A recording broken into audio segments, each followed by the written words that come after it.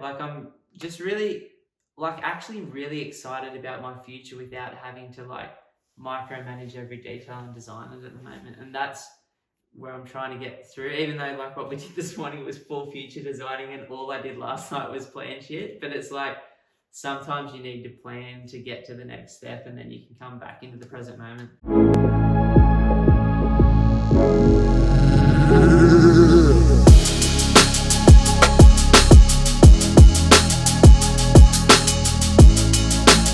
G'day guys, it's Ben and Simon. Welcome to another episode of the Pumped on Property show. Now, I'm actually pumped for this one. Yeah, for sure. It's been a massive 12 months and can't wait to just go through everything that we've been doing. Yeah, like in today's ep, we thought we'd talk about what we've been up to in our own portfolios in the last 12 months, what we're doing right now, and also, what we might do down the line, which is kind of exciting because I've been at it now for the last 11 years. Simon's been at it hard for the last 4 years, and we've learned so much from talking to so many great people, from reading so many good books, from listening to so many podcasts, that it's kind of the dust has sort of settled, or the water's becoming a little bit stiller and a bit clearer now in terms of our approach to property investing for ourselves. And that takes a hell of a lot of the pressure away. Yeah, we were just talking about that before off camera, just changing ideas and the ways that we go about the business. And, I'm finally getting to that point where I'm like, okay, cool. I feel as though I have all the confidence that I need to do everything that I need to as well, which is just like a crazy thing to experience because, I've been learning so much over the last 4 years. Steep and quick learning curve. Yeah, it really is. But at the same time, it's all paid off and now it doesn't take as much emotional energy to kind of still have super deep and meaningful conversations with people. I love that, man. Like I always heard that quote.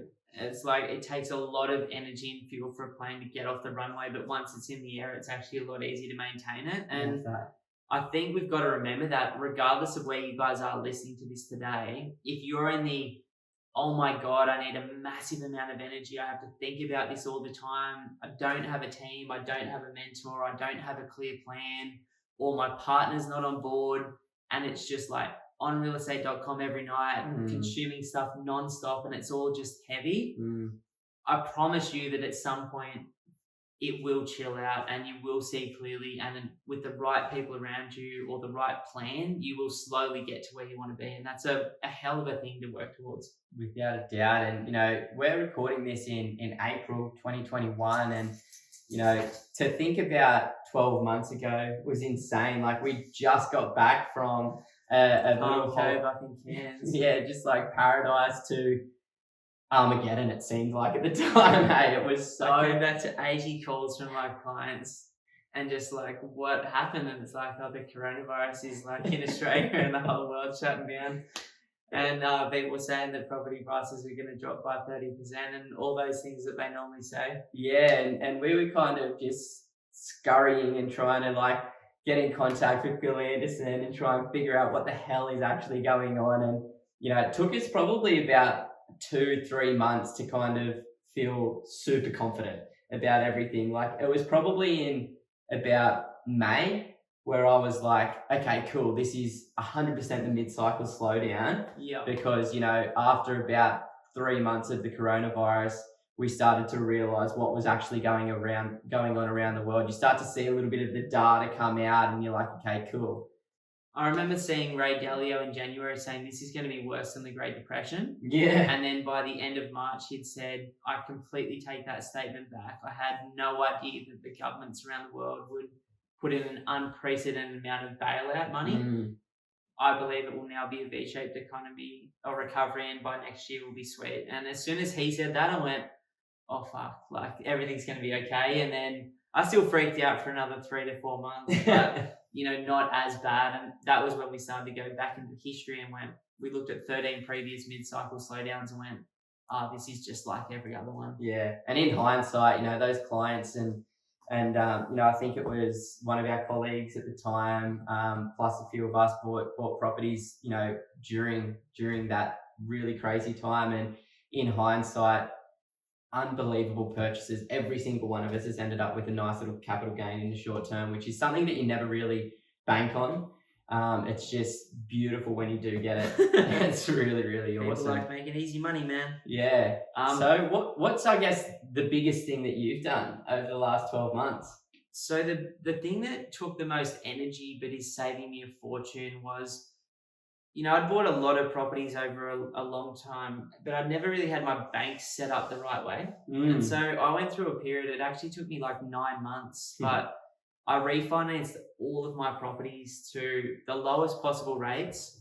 I reset the terms to 30 years. I went interest only on all of them with an offset account. And the combination of doing that across all of my portfolios for me personally has literally saved me 75 grand last year in interest plus principal. So that's huge. Like when you're carrying a fair bit of debt or when you're in the accumulation phase, sometimes you forget that, oh, this rate's still sitting at 4%, but I could get it down to 3.1 right now. And that process of just going, cool, I've got them to as low as I can without fixing them or wanting to pay principal is just a really nice thing. Like that's sort of done for now. And, I did move them to one bank or two banks, but they're not cross secured. They're completely independent of each other. And, it's just really nice to sort of see it so simplified. Like everything's nicknamed nicely and everything is in one profile and it's all nice and easy to look at. So that was the big rock that I wanted to tick off, which I'm so stoked to have. Yeah, I love it. I did the exact same thing. Settlements today, finally.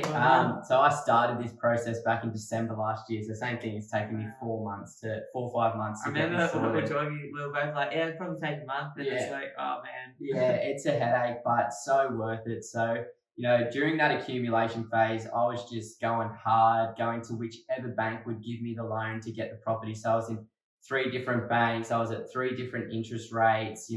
Some of them were interest only, some of them were P&I, and it was just messy. And that's what I needed to do to set the portfolio up. But fortunately, I got to a point where I could refinance, get them all to a lower interest rate. And I was just looking at them yesterday, and I'm just like, wow! Like I just never thought that this was going to be a reality. Now I've got 2 of my investment properties on interest only, fixed for 2 years at 2.49%. It makes my rates feel like really high. It's just crazy. So I was confident to fix that for 2 years because personally, for myself, I just can't see myself getting a better rate than that. No. Then I also fixed my home loan on P&I for my principal place of residence for 2.09% over the next couple of years as well. So you think about that is just insane. Like 2.09% on 400k or 500k debt is literally like 8 to 10 grand a year to stay in the joint. Yeah, exactly. So that actually ended up saving me about 8 to 10 grand per year in interest repayments, which is just, that's an extra 8 to 10 grand per year that I can use for my next deposit or for the renovations and things like that, which really help. And same thing, they're not cross secured, but they're all just under the one bank. And, for my next purchase, I don't think I'm going to be able to get it in the same bank. So I'm going to have to go with, somebody that's going to be willing to give me the money. And then 6 months down the line, I'll do the same thing, refinance and back in and just have them all under one nice big bank that I've got a bit more faith in. I love that, man. So like last year was a big year for you. You bought 2? Yeah, I bought, was it last year or was it late 2019? Yeah, it was early 2019 that I settled on the second investment. Oh God, that feels like it was just like yesterday. Yeah, it does. Wow. It does. Time flies. But no, last year I got the principal place of residence under contract in June. So that was just an absolute blessing in disguise. I was so nervous at the time going into it, and it was a battle. Remember that? It was you were touch and go. 8 to 9 weeks of just 3 brokers, wasn't it? Yeah, 3 brokers. Had to crash the contract once. Like it was last year, man, because if you crashed it now, they would have had 7 backup offers. Oh yeah, without a doubt. But it all worked out perfectly, and now we're just getting stuck into some renovations in that one as well, which is really nice because it was a bit of a renovator. That was the plan. That was the strategy. That's what we wanted. So back new, then. new kitchen, beautiful big deck, like backyard reshaped. Just it looks so sick already, and like give it another 3 months. Yeah, for sure. Like I think in about 2 months' time, we'll be finished with the bulk of it. Still got the bathroom to do, but we'll probably do that later this year. But we'll definitely be putting a video out on the progress of that. Like we've been taking shots almost every single week, looking at the change, and yeah, fingers crossed it turns out like what my mind has been picturing. So far it has, but it will. It is a crazy time going with renovations because I've been sort of project managing it myself. So getting multiple different quotes, liaising with all of the different new skill set. Yeah, it is. It's interesting. It's hard work. Like it's hard work. I was sort of thinking like, how am I going to pay off the debt on my properties? I think I'll flip some, but now I've gone through a renovation. I'm like, oh, maybe I won't. You know how like I stopped renovating a while back? So I'm like, I've done like 7 or 8 renos, and I'm like, building is so much easier. Yeah. There's less potential upside on most builds unless you're really good at buying, but it's like the headache it's just casual. Yeah, dude. Yeah. So yeah, you did the same as well, upgraded the PPR. Yeah, so we sold the house that we're sitting in now, which settles soon, and we've bought a place, like we've moved away from the beach just to a little bit more land on the sunny coast, which is sick, and I'm just like in love with it. Oh it's my just God. like on the bush, and it's like really tropical, and it's got like a beautiful garden and stuff. Super private, which is sick. Like just basically no neighbors, and there's trees growing up all the way around it. So like I reckon within 5 years you won't see a neighbouring property.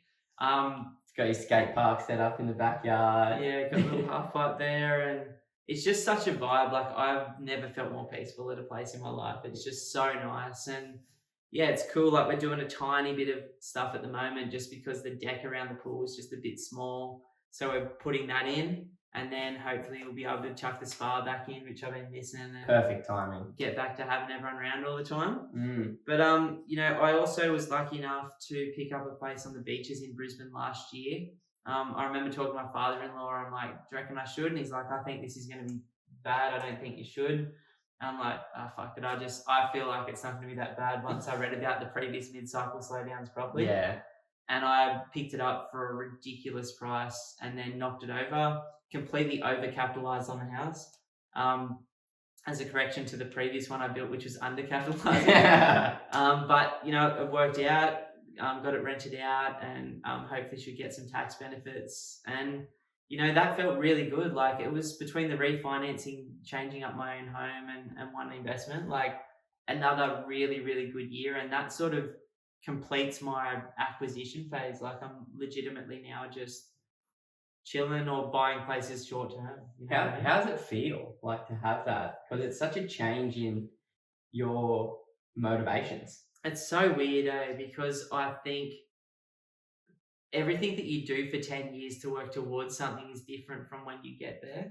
And I've talked to you about this before, but it's like I'm loving it. Like I'm enjoying not having constant projects in my life, because it's like it's not only just 3 young kids, this business, but we also started another business which I sold a few years back, and it's like then a property project or 2 every single year for 5 years straight. It's like it's just really nice to just be a good dad and also, you know, work this heaps fun business. Yeah, I think it's just like changing the way that you've sort of maneuvered through the world, and, you know, just starting to focus on taking the time that you sacrificed so much in the past. Yeah. For yourself. You know, like we're still working obviously and still plan to, because I like really enjoy what we do and how we get to help people. But it's like just the pressure of not constantly thinking down the line about this or that, or having solicitors and brokers and town planners and builders like around, and having to like, because my position in the relationship with Lisa is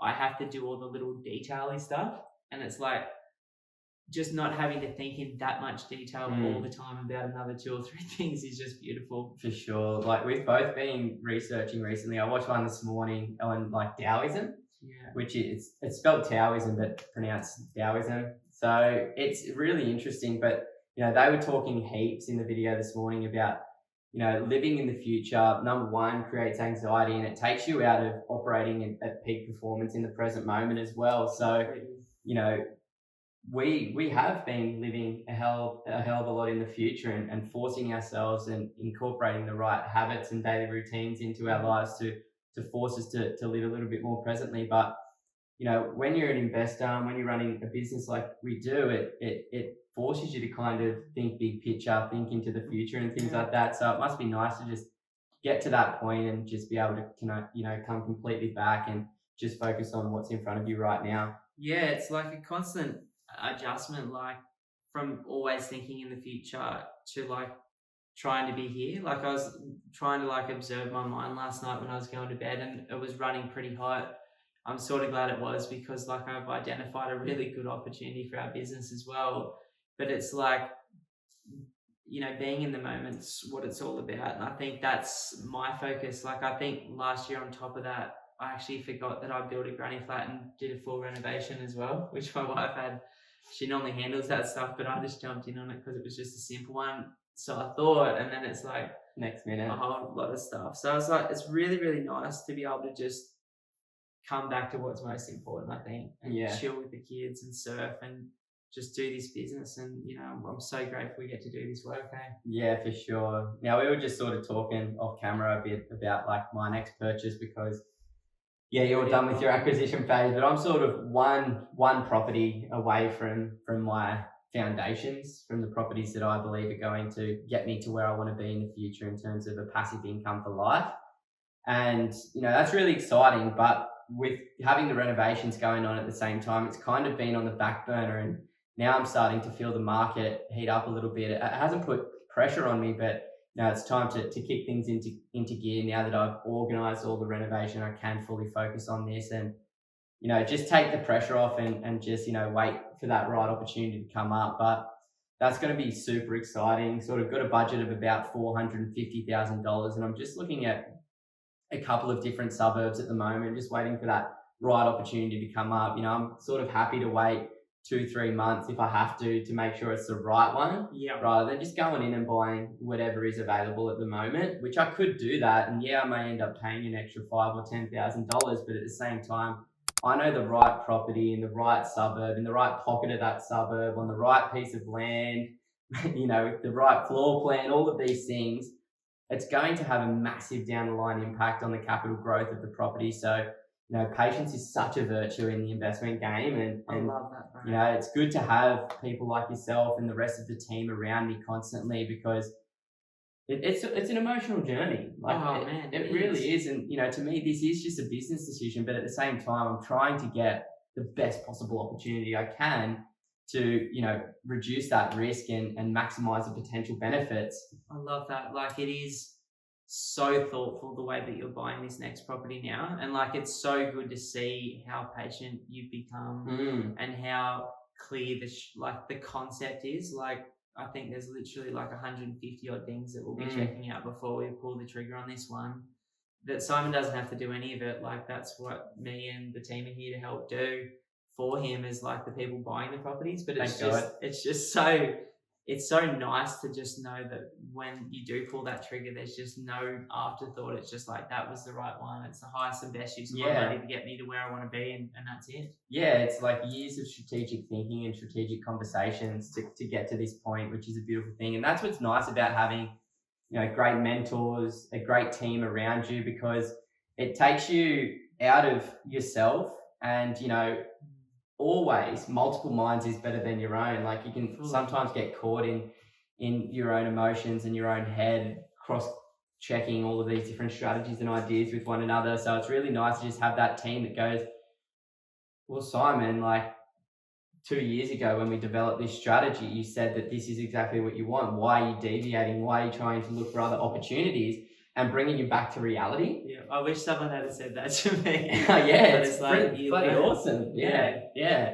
But it's been a hectic 12 months. But at the same time, like, I wouldn't have it any other way. Nah, I really wouldn't. I fully think about that. I'm like, I look at everything that's happened, and I'm like, last year was an emotional roller coaster for a lot of people. Luckily, people still wanted to buy property, and a lot of smart people went out and did buy it. And it's like, we had a business, but taking on those projects and those few acquisitions at a time before it exploded was, like, looking back, one of the smartest decisions that I've seen 150 odd people make. Like Yeah. it was really cool to see those people now. You look, when I talk to them, like look back on their Yeah. property, I'm like, shit, you've made like 100 grand like that. Yeah, I'm talking to clients at the moment. One of the roles in my business is connecting with previous clients just to, sanity check their strategy and where they're at and give them a bit of a market update.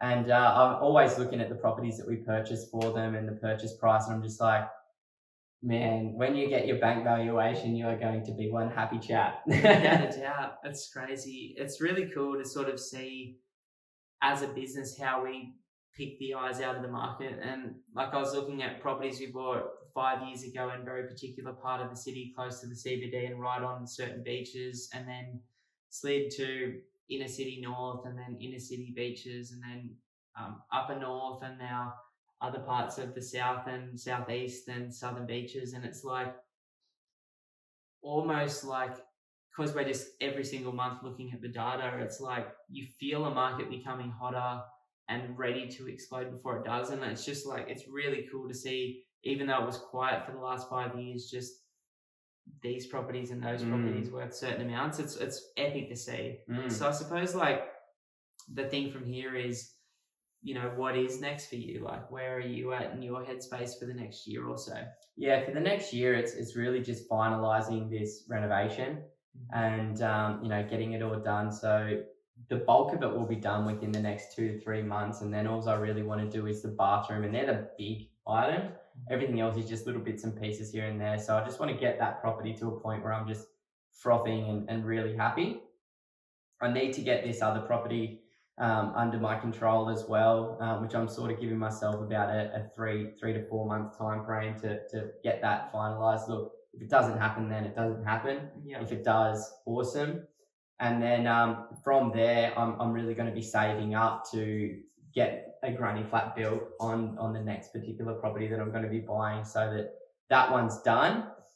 And yeah, just kind of enjoying some holidays and some downtime. Like I've got a holiday booked in August, about doing a road trip from the Sunshine Coast down to Thredbo with Tay, and Love it. stopping off at different places. Going to stop at Crescent, Sydney, Bendalong, not Bateman's Bay, Bawley Point. I've got a wedding down there. Yeah, one of my best friend's wedding, and then heading to the snow as well, which I'm really excited about. And, we're planning a trip in June as well down to Melbourne to go to the new surf park down there, which I'm so keen about. And just, having a good time towards the back end of the year, because it has been a pretty intense 12 months, and it's going to be another intense 6 months, maybe towards the back end of the year, just, really slowing down and just focusing on living in the present moment and being proud of everything that I've achieved to that point as well. I love that, man. Yeah, how about you? I think when I was catching up with Zach, my psychologist, last week, he was he asked me a question just before I went, because I was talking about like self-care, and he's like, I haven't gone into it with him yet, but I'm super excited to. He's like, how about designing a life and lifestyle that doesn't require constant self-care? Mm-hmm. And I was like, that's what I'm sort of excited about moving forward. It's like I do things like meditate and be mindful and train and yoga and Pilates and surf and chill out with my family and spend time with people that I care about. It's like I do a lot of things to like not tip the fuck over. Yeah. And it's we were talking about your daughter Harper, because she's just the epitome of presence. Oh man, she's in the pocket. It's unbelievable. And we've even got some friends like Macca is a prime example of this as well. Like somebody that doesn't need to do all of that just to stay sane and stop from flipping out with his family and shit like that. Fully. I totally get what you're talking about, but go on. But I'm excited to sort of, for the remainder of the year, explore that. Like, I've got the tiniest little bit of stuff to finish off around the house. Yeah. And it's like, I'm just excited to sort of continue to design a lifestyle, and it's just more in flow, like the Dow stuff, like with the natural order. Like, I've been pushing and swimming against the stream for 10 years, like in terms of just, like it takes momentum and energy to get to somewhere 30 to 50 years faster than the average person. But it's like, I'm just happy to like let the flow go. But you've done 30 years of work in 10. Yeah, exactly. And I'm just excited to explore that. Like, what if I, like this morning, for example, we were talking like really about the next 3.5, 4 years in our business. And it's like, we are just going to take on 10 clients, absolute maximum a month. That's it, like 100% capped, which sucks for the, 90 people a month that reach out that don't get a chance to work with us. But it's like 10 absolute legends that fully value align, that are like our type of people that we'll become mates with and have the funnest time with. And it's like, and be able to fully mentor them through that journey too. yeah, like properly coach and educate without stressing. And like, just, I don't know, like I'm just like excited to sort of go back to psychology with him next weekend and just go, hey, you mentioned this, like I know it was probably a throwaway line for you, but like, what does that look like for me? Like, what does a day-to-day present fun lifestyle look like where I'm not in my head and up till 1 o'clock in the morning thinking should be about the way that I'm going to do this and that, well, what I mean? You're finally getting the opportunity to take off a few hats, like you've set that portfolio up now, you've got your family in the right house, you've got the business and the team to a point where it's perfect. We couldn't have a better team right now. Man, like, it's a world-class team. And also my youngest child is 3 now. And for any parent listening to this, you fucking know what I'm talking about. It's like, I've been waking up every single fucking night for 8 years. I'm just tired. Like, I just want to fucking sleep a bit. It's like, I'm just excited for trips. Like, same as Sam. Like, got so many cool things planned between now and the end of the year. We're going away this week. Yeah, I heading away this week as well. We got like a 5-day holiday coming up this week, which is going to be mint. So sick. Like, I'm that down for that. And I'm going to go camping in Darwin with some mates in July. This wave pool in Melbourne in June. Tay's cousin was just in Darwin. Sick. He was sending us through some of these photos. Like, that place is a hidden gem. Oh, it's an absolute hidden gem. It's so beautiful. Oh, Kakadu National Park. Like, so amazing. So many spots up there. So, like, these boys that I lived with at uni,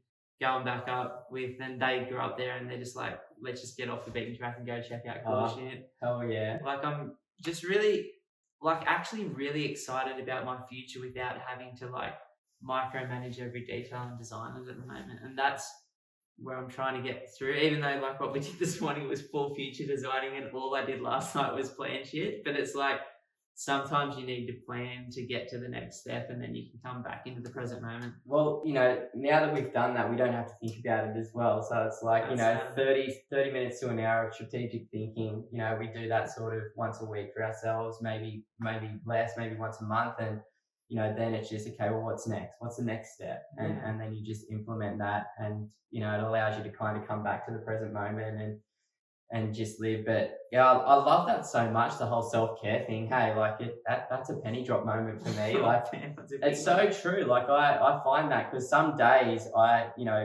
don't want to do the morning routine and things like that. And I know it's going to get me into a better frame of mind. But at the same time, it's like, sometimes I force myself to do it just to get into the right place. And it's like, how can I design a life where I'm always in the right place? Yeah, like how does your life fit how you want to be versus like burning and then recharging? And I was just like, wow, like the idea, I just haven't been able to stop thinking about the concept of like, what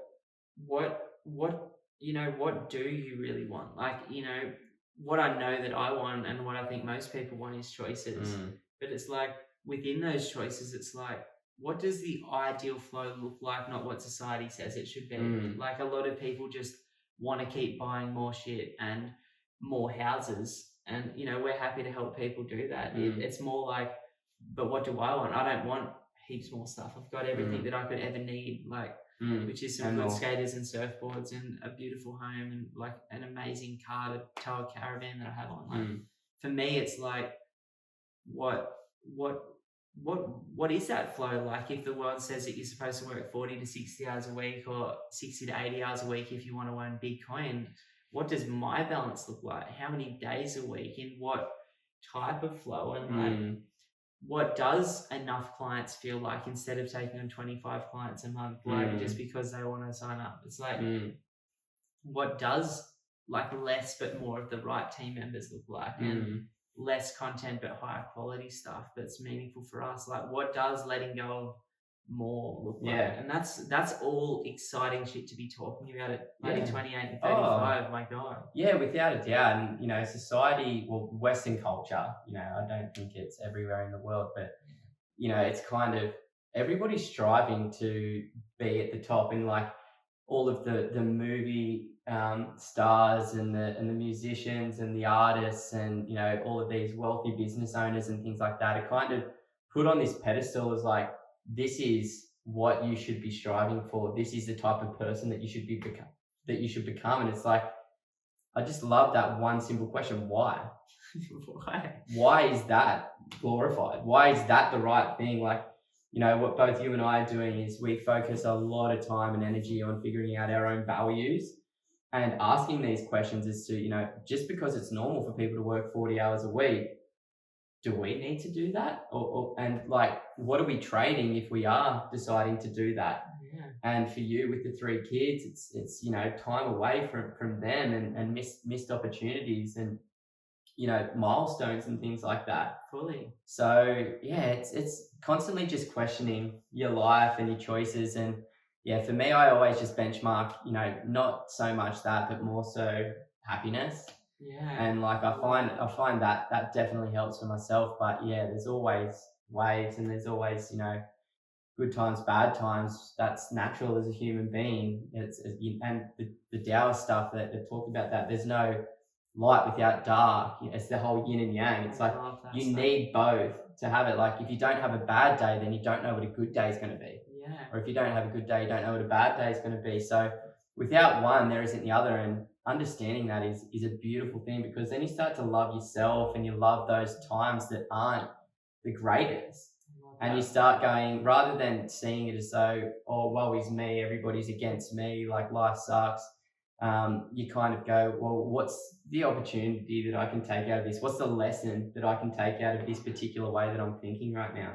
It's incredible. Like I've been reading The Happiness Trap again the last 4 or 5 nights, and it talks about exactly that. Like, who are we? And it's like the only constant from birth to death, according to this guy Ross Harris in the book, is the observing self. Like that person behind the thoughts and the emotion that's just watching everything. And it's like the Taoists talk about it too. It's like that peacefulness beyond the chatter. And it's like, so if we are the observer and we're not our thoughts, we're just the watcher of our thoughts, and we're not our emotions, we're the watcher of the emotions, and we're not the crazy twisted shit that we all see in our heads all the time about ourselves and other people in the world based on like us needing to escape saber-toothed tigers versus like walking down the street in a fully safe society right now. It's like, and that's where I'm getting back to. It's like I spent a lot of time thinking on that in 2018 and just not thinking on it, like actually not thinking. And I'm just remembering that, like, hey, I don't have to be these thoughts. I don't have to get caught in them, and they aren't me. So what am I? I'm my day-to-day choices and my values. And how do I feel good? I make decisions on a moment-by-moment basis towards the things that make me feel good today and tomorrow. And it's like life is so simple if you can just let go and surrender to it all. But it's like it's so difficult to do that because like the habits that you've built, the conditioning that you've had, like the control, you know what I mean? Like, you know, what you've observed in your lifetime. And it's like, it's super exciting. Like that's how I want to spend the rest of my life. Like, just getting to a point where I don't have thought. Or if I'm having thought, I'm just observing it. It's just that thought. Yeah, just having control over those thoughts as well, and not letting it go. And now that we have had a couple of runs on the board with meditation, you know, it's been a couple of years now. Like I'm getting there for sure, and it's an awesome thing because it's the same as investing, right? You know, at the very beginning, you just don't know how it's all going to come together, but eventually it does with the work, and that seemed to be meditation as well, which is just sitting down in quiet and becoming that observer and just watching these thoughts come over your mind because they're just going to come all the time. And then, you know, it becomes unconscious as well. And you're like, when you have a bad day, something will happen. And then if you've got the right practices in place, then you just recognize it a hell of a lot sooner before it sinks its teeth in and goes, you know, this is your new reality. No, it's just, okay, well, that was just a thought that's now gone because it doesn't serve me. I love that, man. I'm so grateful that we get to have these chats. Like, dude. I love our life, and I'm so grateful for everybody listening on YouTube or on the podcast, on Apple, Spotify. Like, we're on a journey, and I'm so grateful to be on that journey with you guys. And we really care about where you're at and what you want in your future, and we're trying to share this information so that you can learn from our mistakes, you can learn from the ideas that we're having, and you can take them with a grain of salt and hopefully go on and design the type of life that you want. The only reason we invest in property is for choices in our future. That's what we do. Like, it's just like we're doing this to create a passive income for the future so that we've got choices, and so that our kids end up in a better position, you know what I mean, when they go into their lives after ours. And it's kind of like, I'm trying to like get rid of the complexity of my life and decrease down to its simplest form. And I know there's so many of you guys that are working on or wanting the same thing. And yeah, just thank you so much for this like privilege that we have to like talk with you every single week and connect in a meaningful way. Some weeks it's like this, and some weeks it's very dry property stuff. But we appreciate you like allowing us to just go through both. Yeah, exactly. And I think it's naturally gonna be good content for people that are without good content at Pump Up Property. There'd be bad content. Yeah, no doubt about it. I don't even know what I was going to get at saying there, but no, I'm in the same place. Like, just very grateful to have this opportunity, and I'm so fortunate that I get to talk to those 90 to 100 people every single month, and listen to their stories and hopefully point them in the right direction, and then the very small few of them that end up being able to come on board, and then we get to have even more meaningful conversations and create lifelong relationships and partnerships with these just epic people. And I'm sure so many of you are listening right now, so just thanks for being you. Thanks, guys. We wish you all the best, and give us a 5-star review. Come on. Yeah, baby. Give us a subscribe or a thumbs up if this is somewhere else, and we wish you all the best in your week. We hope you I don't know what I'm trying to say. I'll just leave it there. Yeah, thanks so much for tuning in, guys. Have an awesome day, and go out there and design the life that you want to be living out of choice, and not living to other people's expectations. Oh, sweaty, so sweaty.